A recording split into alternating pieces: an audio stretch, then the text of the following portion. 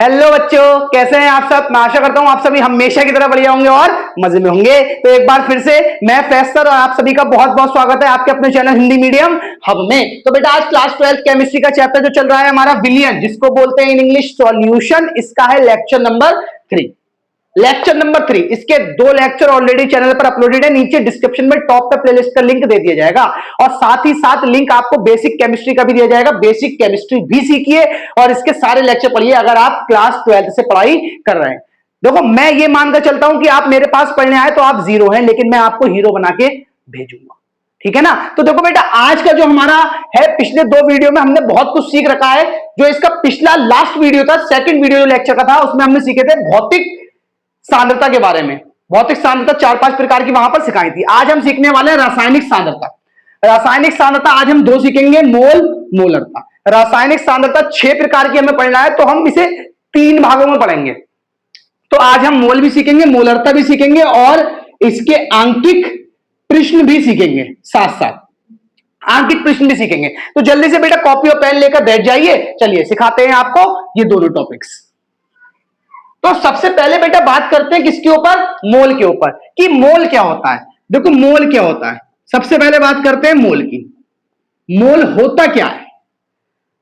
देखो मेरी बात समझना, थोड़ा सा मैं समझ लूंगा आपका, मेरी बात समझना। जैसे कि आपने देखा होगा, अगर आपको मार्केट से लेने हैं केले, आपको मार्केट से केले लेने हैं, तो आप इसे कैसे खरीदते हैं, आप इसे खरीदते हैं दर्जन में, और 1 दर्जन बराबर कितना होता है, 12 के। यानी कि अगर आपको मार्केट से केले खरीदने हैं तो आप उसे दर्जन में खरीदेंगे और 1 दर्जन बराबर होता है 12। अगर आपको मार्केट से सेब खरीदने हैं तो आप उसे किलोग्राम में खरीदेंगे और 1 किलोग्राम बराबर होता है 1000 ग्राम के। समझना मेरी बात को, थोड़ा सा समझना। अभी देखो मैं आपको मोल ऐसा कर दूंगा ना, जिंदगी में कभी नहीं भूलोगे। केले खरीदे दर्जन में 12 आए, सेब खरीदे किलोग्राम में 1000 ग्राम आए। अगर मैं आपसे कहूं कि आप सेब को दर्जन में खरीदिए, क्या मिल जाएंगे। कि आप ठेले पर जाएं, किसी फल वाले के पास या किसी शॉप पर जाएं और आप उससे कहें कि बेटा 1 दर्जन सेब दे दो। आप उससे कहें कि अंकल जी 1 दर्जन सेब दे दीजिए, तो अंकल जी क्या कहेंगे, अबे तू पागल है क्या, अबे पागल है, सेब कोई दर्जन में बिकते हैं, दर्जन में केले मिलते हैं, जा ले ले जाके।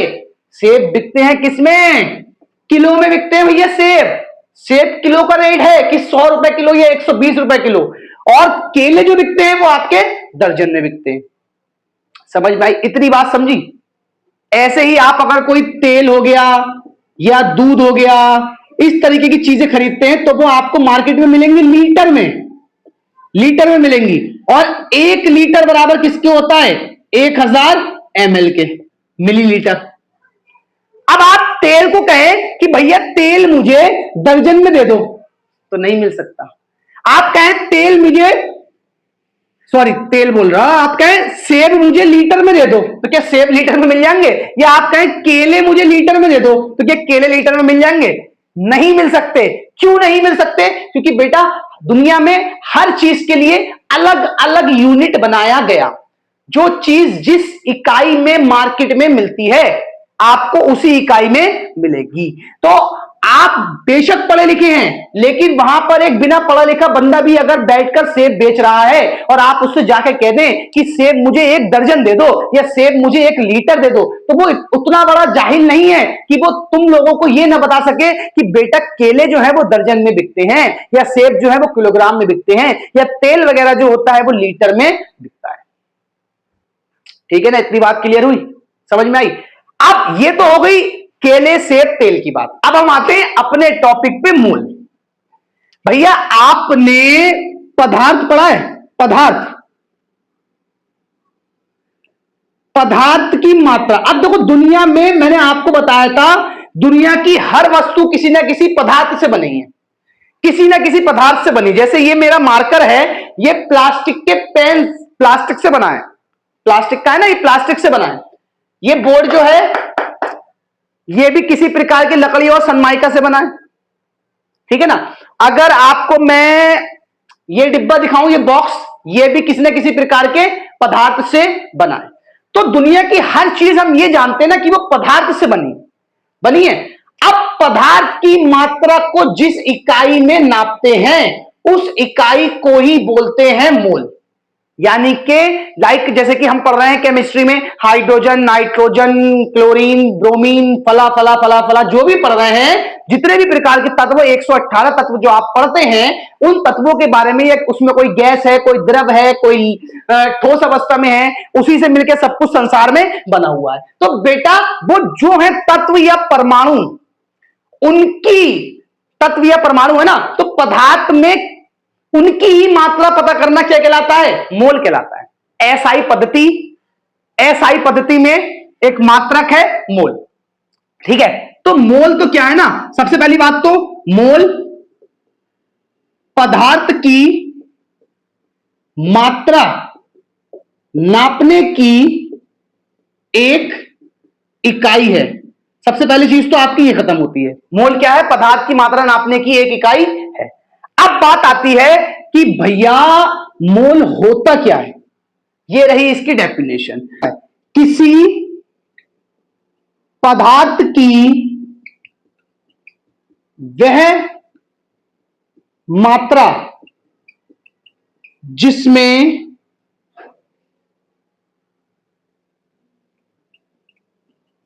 परमाणु या अणु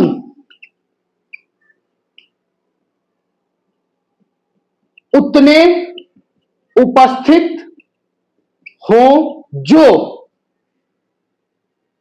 जो कार्बन के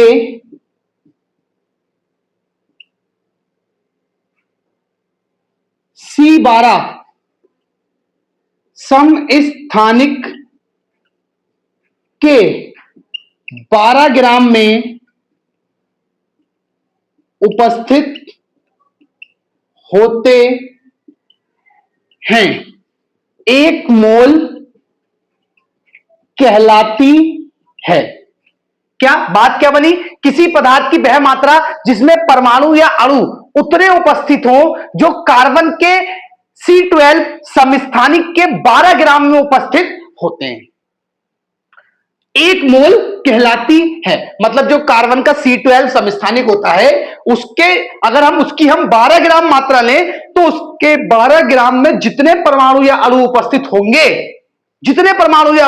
होंगे उतनी ही किसी पदार्थ की मात्रा एक मोल कहलाएगी। एक तो ये हो गई। एक आप मोल को कुछ इस तरीके से लिख सकते हैं कि पदार्थ की वह मात्रा जिसमें 6.022 गुणा 10 की घात 23 कण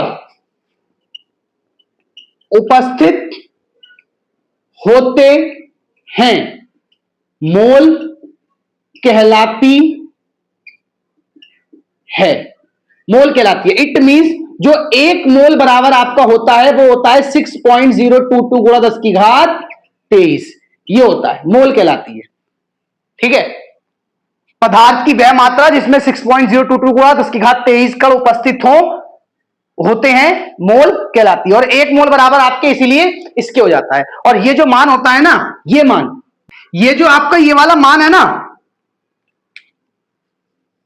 ये वाला मान, ये एल में ये मान आपका इतना होता है, ये मान होता है। ये मान दिया किसने था? अमीदो एवोगाद्रो।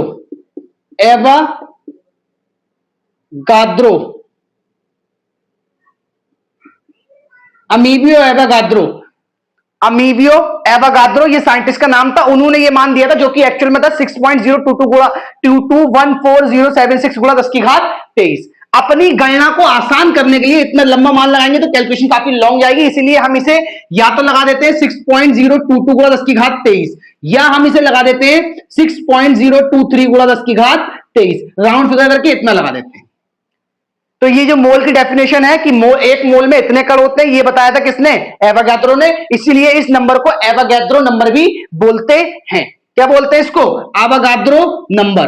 एवोगाद्रो नंबर, ये भी लिखा हुआ था, एवोगाद्रो नंबर बोलते हैं। एवोगाद्रो नंबर जो है इसे एन ए से लिख देते हैं, number N for A for Avogadro. तो एवोगाद्रो नंबर अगर कोई आपसे पूछे तो 6.022 गुणा 10 की घात 23, लेकिन इसका एक्चुअल मान ये होता है। ठीक है, तो मोल आपको समझ में आ गया ना कि एक मोल क्या होता है। भाई सिंपल सा बस यही मोल है कि मोल क्या होता है। मोल वह यूनिट है जिस यूनिट में किसी भी पदार्थ की मात्रा को हम ज्ञात करते हैं। ठीक है, एक मोल कहलाती है। मैं साइड में जाता हूं, पहले आप इसका स्क्रीनशॉट ले लीजिए। ठीक है बेटा, मोल तो अच्छे समझ में आ गया ना। अब हम चलते हैं मोलरता की ओर, मोलरता की ओर चलते हैं। देखो बेटा, आपकी मोलरता क्या होती है। सबसे पहले तो हम बनाते हैं मोलरता की डेफिनेशन। देखो, मोलरता को इन इंग्लिश बोलते हैं मोलैरिटी, इसीलिए इसे कैपिटल एम से रिप्रेजेंट करते हैं या प्रदर्शित करते हैं या शो करते हैं या दर्शाते हैं। अब मोलरता होती क्या है, सबसे पहले इसकी डेफिनेशन, फिर इसके बारे में आपको यही की यही मैं इसी वीडियो में आपको इसके आंकिक प्रश्न भी सिखाऊंगा। और मोलरता निकालने के लिए जो एक और सूत्र का इस्तेमाल होता है जिसमें मोलरता और घनत्व में संबंध आता है, वो जो सूत्र होता है, संबंध नहीं पूछता, डायरेक्ट सूत्र लिख के हम क्या करेंगे, उसके भी सवालों को सॉल्व कर लेंगे। तो जो मोलरता होती है ना, मोलरता होती क्या है। देखो, 1 लीटर आयतन में उपस्थित विलय के मोलों की संख्या को विलयन की मोलरता कहते हैं। यानी कि 1 लीटर जो है विलयन का कुल आयतन है और उसमें उपस्थित क्या है, विलय के मोलों की संख्या। यानी कि आयतन में जितने विलय के मोल घुले होंगे उसे ही क्या बोलते हैं, मोलरता बोलते हैं। यह चीज मैं आपको पीछे भी एक्सप्लेन कर चुका हूं कई बार कि भाई जो सांद्रता होती है वो विलय के संख्या पर ही डिपेंड करती है। विलय की मात्रा जितनी होगी, विलय की मात्रा जितनी होगी विलयन के अंदर घुली हुई, उतनी ही सांद्रता बढ़ेगी। विलय की मात्रा बढ़ती जाएगी, सांद्रता बढ़ती जाएगी। विलय की मात्रा घटेगी तो सांद्रता घटेगी। अब जो विलय की मात्रा थी वो यहां पर अभी जो डेफिनेशन है, डेफिनेशन में विलय की मात्रा ग्राम में या किलोग्राम में ना होकर कैसी दी गई है, मोलों में दी गई है। ठीक है, यानी कि अगर आप समझना चाहें, ये 1 बिलियन है, 1 बिलियन है, क्या ही आपका विलयन। अब ये विलयन जो है दो चीजों से मिलकर बना है, विलय और विलायक, विलय और विलायक। अब हम बात किसकी कर रहे हैं, इसकी मोलरता की। तो मोलरता जो होती है वो क्या होती है, मोलरता डिपेंड करती है इसके आयतन पर। किस पे डिपेंड करती है, आयतन पर। और किस पे डिपेंड करती है, मोलों की संख्या। लेकिन मोलों की संख्या किसकी बेटा, विलय की। मोलों की संख्या किसकी, विलय की। तो इसमें सीन क्या बनेगा, तो मोलरता बराबर, आप इसे चाहे तो हिंदी में मोलरता लिखिए, डायरेक्ट एम से लिख दीजिए। मोलरता बराबर क्या होती है, पहली बात तो मोलरता में जो आयतन है वो कैसे लिया जाएगा आपका, लीटर में। और जो आपका मोल है यानी कि विलय के मोल, विलय के मोल, ये आपकी बन जाएगी डेफिनेशन। क्या डेफिनेशन बनेगी, 1 लीटर आयतन में उपस्थित, जिसमें उपस्थित होता है ना उसे हमेशा नीचे रखते हैं ज्यादा वाली मात्रा को, और जो उपस्थित होता है उसे ऊपर रखते हैं यानी कि कम वाली मात्रा को। 1 लीटर आयतन में उपस्थित विलय के मोलों की संख्या को विलयन की मोलरता कहते हैं। यह बन गया आपका फॉर्मूला। इसका अगर आपसे मात्रक पूछा जाए, इसका मात्रक, तो देखो यही गई मात्रक क्या निकलेगा भाई, मात्रक हो जाएगा आपका, ऊपर है मोल नीचे है लीटर, तो मात्रक हो जाएगा मोल बटे में लीटर। या आप लीटर को ऊपर ले जाइए तो हो जाएगा mole litre inverse, mole litre inverse. ठीक है बेटा, ये तो हो गई मोलरता की बात। अब कुछ बातें जो हमें न्यूमेरिकल्स में मदद करेंगी। अगर हम चाहें तो हम इस सूत्र को याद करके ऐसे भी लिख सकते हैं, m बराबर, मोल को लिखते हैं n से, आयतन को लिखते हैं v से, यानी कि m बराबर n अपॉन v। इस सूत्र को हम ऐसे भी लिख सकते हैं। लेकिन क्योंकि मोल यानी कि मोल, मोल जिसे n से लिखते हैं, मोल होता है ग्राम बटे में अणुभार, ग्राम बटे में अणुभार। तो ग्राम वेट w से लिखेंगे, अणुभार क्या है, मास, तो इसे m से लिखेंगे। अब देखो बेटा, ग्राम बटे में अणुभार, यानी कि हम मोल की जगह पे लगा सकते हैं W अपॉन में M।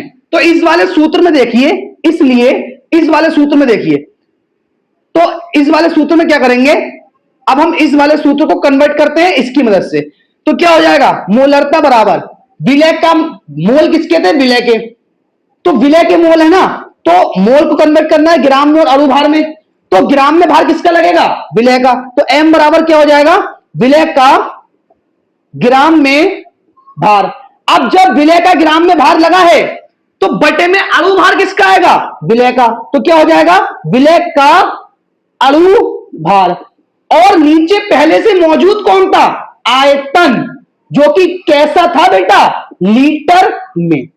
आयतन लीटर में। तो ये आपका एक फॉर्मूला और बना, m बराबर विलय का ग्राम में भार बटे में विलय का अणुभार इंटू में आयतन लीटर में, जिसे आप या करके ऐसे भी लिख सकते हैं कि m बराबर विलय का ग्राम में भार है, W से मान लीजिए, विलय का अणुभार है, आप यहां कैपिटल M है, इसे स्मॉल m मान लीजिए, और आयतन लीटर में है, इसे आप B मान लीजिए। तो ये बन गया आपका फॉर्मूला किसका? मोलरता का।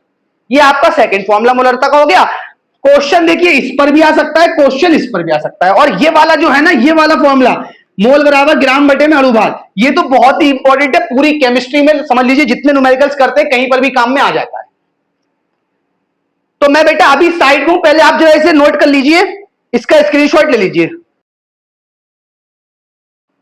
देखो बेटा अब सीखते हैं हम इसके कुछ न्यूमेरिकल्स। इसी वीडियो में यार न्यूमेरिकल भी सिखा देंगे आपको, बिल्कुल आसान कर देंगे। देखो न्यूमेरिकल सीखते हैं। न्यूमेरिकल सीखने के लिए सबसे पहला क्वेश्चन है 5.85 ग्राम NaCl को 250 ml जल में घोलने पर प्राप्त विलयन की मोलरता यानी कि सांद्रता, मोलरता ज्ञात करो। ये क्वेश्चन है। क्वेश्चन क्या है? 5.85 ग्राम NaCl को 250 ml जल में घोलने पर प्राप्त विलयन की मोलरता ज्ञात करो। यानी कि जो आयतन है वो कितना दिया है? 250 ml, और जो NaCl यानी कि जो नमक है वो कितने ग्राम है? 5.85 ग्राम। यानी कि ये नमक जो है ये है विलय, जल कौन है? विलायक। क्योंकि जल हमेशा ही क्या होता है? विलायक। जल आप जानते होंगे, जल नमक को खुद में घोलने का काम करता है। तो यहां पे दो चीजें हमारी मौजूद है, विलायक और विलय। तो विलयन जो होता है आपका वो बनता है विलय प्लस विलायक। विलायक हमेशा ज्यादा मात्रा में होता है, विलय हमेशा कम मात्रा में होता है। तो यहां पे जो NaCl है वो है विलय, और विलायक कौन है? जल। और जल की जो मात्रा दे रखी है वो कितना दे रखा है? 250 ml। यानी कि ये दे रखा है इसका आयतन, और ये क्या दे रखा है? NaCl दे रखा है 5.85 ग्राम, यानी कि ये दे रखा है इसका भार। ठीक है, अब हम बात करते हैं इस पूरे डाटा पे इस क्वेश्चन को सॉल्व करने की। देखो क्वेश्चन सॉल्व हो जाएगा। क्वेश्चन सॉल्व करने से पहले ना मैं यहां पर एक नोट लिखता हूं, इस नोट को अपने कहीं पर लिख लेना। देखो यदि आयतन ml या सेंटीमीटर क्यूब में आ जाए तो 1000 से भाग देकर उसे लीटर में बदल देते हैं। ठीक है, ये नोट लिख लेना, क्योंकि आयतन क्या है ना, आयतन कभी भी वो जल्दी लीटर में नहीं देगा। आयतन ml में देगा, सेंटीमीटर क्यूब में देगा, डेसीमीटर क्यूब में देगा, तो उसे आप लीटर में बदलने के लिए 1000 से भाग करके उसे लीटर में बदल देना, क्योंकि मोलरता जो निकालते हैं वो लीटर में निकालते हैं। अब हम इस क्वेश्चन का आंसर सॉल्व करते हैं। तो सबसे पहले आंसर सॉल्व करने के लिए यहां क्या करना, जो दिया है वो लिख लेना। तो दिया है NaCl का भार। NaCl का भार कितना दे रखा है बेटा? 5.85 ग्राम। NaCl ही विलय है ना, और आयतन कितना दे रखा है बेटा आपका? आयतन दे रखा है 250 ml। लेकिन आयतन लगाते कैसा है हम? लीटर में। तो इस 250 को क्या करेंगे?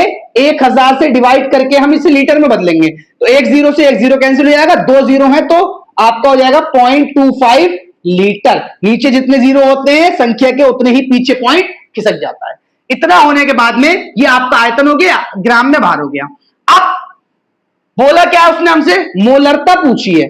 तो भैया जो सूत्र लगाएंगे मोलरता का वो होता है मोलरता यानी कि m बराबर, ग्राम में भार दे रखा है ना, तो ग्राम में भार वाला सूत्र लगाइए, विलय का ग्राम में भार बटे में अणु भार किसका लगता है बेटा, विलय का अणु भार इंटू में आयतन, कैसा, लीटर में। अब इस सवाल को देखिए, सॉल्व तो हो जाएगी मोलरता बराबर, लेकिन विलय का ग्राम में भार कितना दे रखा है 5.85 डिवाइडेड बाई आयतन कितना दे रखा है 0.25। क्या कहीं अणु भार दे रखा है, नहीं दे रखा है ना, तो विलय है कौन NaCl, तो हम इसका अणु भार अपने पास से निकाल लेंगे। किसकी मदद से निकालेंगे, परमाणु भार की मदद से। परमाणु भार किसका, Na का परमाणु भार होता है 23, Cl का होता है 35.5। ये चीजें बेसिक केमिस्ट्री में मैं आपको सिखा रहा हूं, इसीलिए बोलता हूं बेसिक केमिस्ट्री आनी चाहिए, क्योंकि ये परमाणु भार वगैरह निकालना सब कुछ बेसिक केमिस्ट्री में है, सीखो जाकर चैनल पे, ठीक है। अब क्या हुआ, हमने NaCl का निकालना है, Na का लगाया 23, Cl का लगाया 35.5, टोटल जोड़ दिया हो गया 58.5, तो अणु भार लगा दिया 58.5। देखो यहां पॉइंट 2 के बाद, यहां 2 के बाद, यहां से पॉइंट हटा, यहां 0 बढ़ा, 585 से 10 बार में ये गया, बचा 10 बटे में 25, 5 दूनी 10, 5 25, बचा 2 बटे में 5। अगर हम 5 से 2 को भाग कर रहे हैं, पॉइंट लगाएंगे 0 बढ़ाएंगे, 5 चौक 20, तो आंसर कितना आया 0.4। मात्रक क्या होता है, मोल प्रति लीटर।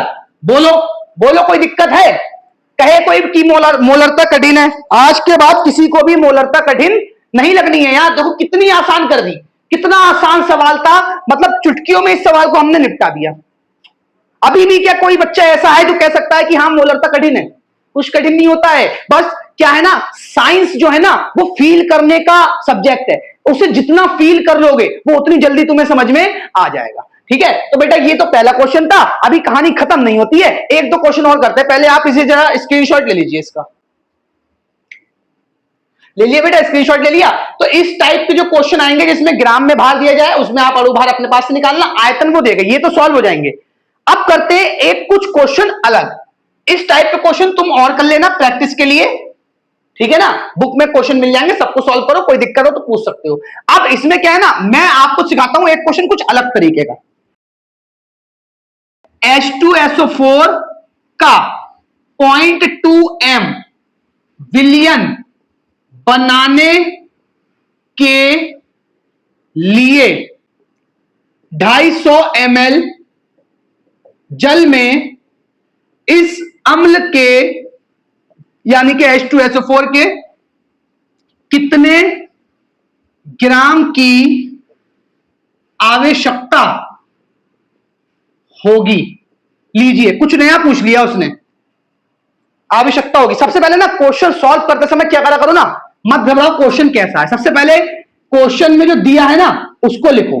दिया है क्या, दिया है H2SO4 का 0.2 m, यानी कि इसमें मोलरता दे रखी है 0.2। अगर कोई चीज m में लिखी हुई है तो वो आपकी क्या है, मोलरता। बोला है विलियन बनाने के लिए 250 ml, यानी कि आयतन वॉल्यूम कितना दे रखा है 250 ml। अब इसे लीटर में बदलने के लिए 1000 से हल्के से भाग, तो आपको हो जाएगा 0.25 लीटर। इतना होने के बाद में बोला है जल में इस अम्ल के कितने ग्राम की आवश्यकता होगी, यानी कि उसने हमसे क्या पूछा है, ग्राम में भार। किसका ग्राम में भार, विलय का, क्योंकि यहां पर विलय है कौन H2SO4। ग्राम में भार इसको मान लेते हैं x मान लेते हैं। विलय का अणु भार तो निकाल सकते हैं ना, तो H2SO4 का हम निकाल लेते हैं क्या, अणु भार। और अणु भार किसकी मदद से निकालते हैं बेटा, परमाणु भार। और मैंने आपसे बोला है कि परमाणु भार आपको पता होना चाहिए, H का होता है 1, S का होता है 32, O का होता है 16। इसीलिए मैं बोलता हूं बेसिक क्लास बहुत जरूरी है, बेसिक क्लास को जरूर देखो जिससे आप इन चीजों में मजबूत हो सको। अब इतना करने के बाद में 2 H है तो 1 का 1, 2 का 2, S का लगाया 32, 1 O का 16, 4 का 64, टोटल आपका अणु भार आ जाएगा 98। अब इतना होने के बाद में आपने लगाया सूत्र, मोलरता बराबर विलय का ग्राम में भार बटे में विलय का अणु भार इंटू में आयतन कैसा, लीटर में। हमने लिखा मोलरता, मोलरता का मान है 0.2 बराबर विलय के ग्राम में भार को हमने x माना है, विलय का अणुभार हमने निकाला था 98, आयतन कितना है 0.25। हमें x को निकालना है ना, नीचे वाली चीज बराबर के निशान की जब दूसरी ओर जाती है तो वो ऊपर जाके इंटू में पहुंच जाती है, तो ये हो जाएगा 0.2 इंटू 98 इंटू 0.25 बराबर किसके, x के। देखो इसका पॉइंट हटा, इसका पॉइंट हटा, 25 दुनी 50 हो जाएगा, लेकिन नीचे 2 और 1 3, तो 1 2 3 3 जीरो गए, 25 दुनी 50, तो इसके आएगा, इधर सॉल्व करते हैं। 25 दुनी हो गया आपका 50 इंटू में 98 बटे में 1000 बराबर x, एक जीरो से एक जीरो कैंसिल। अब 5 अट्ठे 40, हासिल 4, 5 मीन 45 और 4 49 बटे में 100 बराबर किसके, x के, एक जीरो से एक जीरो कैंसिल, तो x को लेफ्ट में लाइए, बचा 49 बटे में 10, नीचे जीरो है तो एक पॉइंट इसका दीजिए, हो जाएगा 4.9 ग्राम, यानी कि हमें 4.9 ग्राम H2SO4 की आवश्यकता बनेगी ऐसा विलयन बनाने के लिए जिसमें 250 ml आयतन हो और उसकी मोलरता कितनी आए, 0.2 आ जाए। समझ रहे हो? ये देखो बेटा मोलरता का दूसरा टाइप का क्वेश्चन हो गया। अब आप इस तरीके के भी मोलरता का क्वेश्चन इजीली कर सकते हैं। तो बेटा जल्दी साइड में रहता हूं, आप पहले इसे भी नोट कर लो। तो अगला क्या है बेटा, मोलरता निकालने के लिए विशेष सूत्र, ये इसी को बोलते हैं मोलरता तथा घनत्व में संबंध। अब ये होता क्या है, m बराबर 10 इंटू घनत्व इंटू परसेंट बटे में अणुभार। ये जो परसेंट होती है ना, ये होता है भार अनुसार, या फिर इसी सूत्र को हम परसेंट की जगह पे लगा के लिख सकते हैं W अपॉन में V, क्योंकि परसेंट बराबर क्या होता है, मैंने पीछे आपको बताया था ग्राम प्रति लीटर में शक्ति सांद्रता, तो यहां पे जो परसेंट है ना, ये बराबर होता है W अपॉन V के। वैसे इसका रिलेशन भी बहुत ही आसान है, लेकिन वो अपने सिलेबस में सिद्ध करने के लिए है नहीं, डायरेक्ट इसके ना न्यूमेरिकल आ जाते हैं इस सवाल पे। तो सवाल कैसे आता है, उस सवाल को मैं आपको एक सवाल करवाता हूं अभी के अभी, देखो आप कितनी आसानी से उस सवाल को भी सॉल्व कर लेंगे। यानी कि जैसे कि सवाल कैसे आता है, बोला है H2SO4 के 16% भार अनुसार जलीय विलयन का घनत्व 1.1094 ग्राम प्रति ml है, तो विलयन की मोलरता ज्ञात करें। देखो इस तरीके से सवाल आता है, H2SO4 का 16% भार अनुसार जलीय विलयन का घनत्व कितना दे रखा है, 1.1094 ग्राम प्रति लीटर। ग्राम प्रति लीटर घनत्व का क्या होता है, ग्राम प्रति एमएल में दे रखा है ना, ये घनत्व है, तो मात्रक होता है तो विलयन की मोलरता ज्ञात करें। विलयन की मोलरता पूछिए, या सिंपल से क्या करो ना, इसमें ज्यादा झंझट मत पालना, डायरेक्ट सूत्र लगाओ, 10 इंटू घनत्व इंटू परसेंट बटे में अणु भार। बस इतना कर लेना कि यहां पे H2SO4 है, H2SO4 का अणु भार अभी मैंने पीछे वीडियो में निकलवाया था 98 आता है, तो इसका अणु भार 98 लगाएंगे, तो हम लिखेंगे m बराबर 10 इंटू घनत्व, घनत्व कितना दे रखा है 1.1094 इंटू में परसेंट कितनी दे रखी है बेटा 16 बटे में अणुभार, अणुभार हमने कितना निकाला 98। बस अब हमें इसे सॉल्व करना है, पॉइंट हटाया, नीचे 1 2 3 4 जीरो बढ़ाए, जितनी संख्या उतने जीरो नीचे बढ़ जाते हैं, एक जीरो से एक जीरो कैंसिल, तो ये तुम आप काट लीजिए, 2 से काट लीजिए, तो 2 अट्ठे 16, 2 चौक 8, 2 नीम 18।